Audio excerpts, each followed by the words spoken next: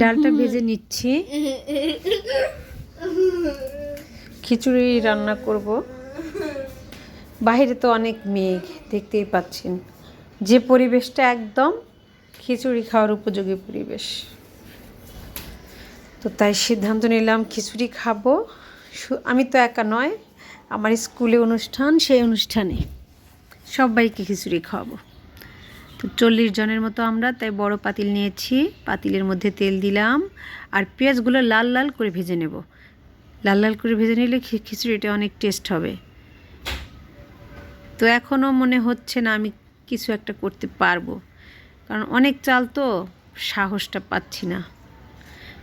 শুধু বাইরের দিকে তাকে আল্লাহ আল্লাহ করতেছি, আর মনে হচ্ছে হবে কি হবে না, হবে কি হবে না।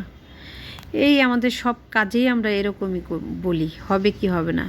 ইনশাআল্লাহ মনে সাহস থাকলে, আত্মবিশ্বাস থাকলে অবশেষে হয়ে যায়। এই দেখেন আমার খিচুড়ি কি হয়ে গেছে না।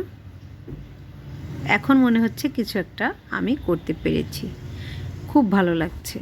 সাহস করে শুধু আগালেই হয়, আল্লাহই সফল করে দেন। স্কুলে চলে আসলাম, আমার প্রিয় একজন মানুষ। আর তার যদি সঙ্গে হোয়াটসঅ্যাপে যদি দেই, হোয়াটসঅ্যাপে মাঝে মধ্যে দুই একটা দেই, আপনার জায়গা। ব্যক্তিগত। হ্যাঁ, ওইটা আপনার ব্যক্তিগত, ওইটা ভিডিও দিয়েন না, ওটা ভিডিও ছাড়বেন না। ভিডিও এটা তো কালো হইতেছে, আপনি এটা দিয়ে লাভ কি? ওটা হইলো কি যে আমরা তো কেউ কোনো গ্রুপে শেয়ার করি না, তারপরে হইলো এ কথা তো যাবে না, কথা না যাক, আমরা মুখ লড়াই তবে ছবি তোলেন খালি। আমরা তো কোনো জায়গায় কোনো শেয়ারে যাই না, কোনো গ্রুপে যাই না। আমরা গ্রুপের কোনো প্রয়োজন মনে করি না আমরা, কারণ দরকার নেই। আবার আপনার টুকরে কেউ দিতে পারি, ঠিক নেই আবার করবো না, হ্যাঁ, আপনার কথা টুকরে রাখলাম, আবার করি। এটা বলেন কোনো ভিডিও গ্রুপেও যাইবেন না, শেয়ারও করবেন না। আপনারা নিজের মতো নিজেরা ভিডিও বানান, ভিডিও ছাড়েন। এটি করলে অনেক সমস্যা হয়। আপনি আপনার মতো করে ছেড়ে দিবেন।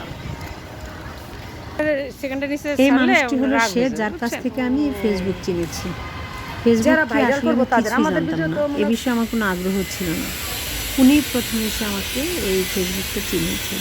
আব্দুল হামিদ নাই, তো আমি একটা ভালো প্ল্যাটফর্ম পেয়েছি, আমি নিজের ইচ্ছেগুলো প্রকাশ করতে পারি। হয়তো ফেসবুক না থাকলে তা সম্ভব হতো না। কথা বলা, মনের ভাব প্রকাশ করা, এটা মানুষের জন্মগত স্বভাব, আর এটা অবশ্যই জরুরি। মানুষ মনের ভাব না প্রকাশ করলে সে বেঁচে থাকতে পারে না। চা আমার খুব পছন্দ, তাই চা খাচ্ছি। আজ আমার স্কুলে একটা প্রোগ্রাম আছে গার্ল গাইডসের, তো ম্যাডাম সবার সঙ্গে পরিচিত হচ্ছেন। খুবই অমায়িক, আন্তরিক এবং রমনার গার্ল গাইডসের দায়িত্বে উনি আছেন। ম্যাডামকে অসংখ্য ধন্যবাদ আমাদের স্কুলে প্রোগ্রামটা করার জন্য। তো এই যে খাবারগুলো দেখছেন, নিয়ে আসলাম স্কুলে খাবার। এই হচ্ছে ফুটফুটে সুন্দর, মাশাআল্লাহ।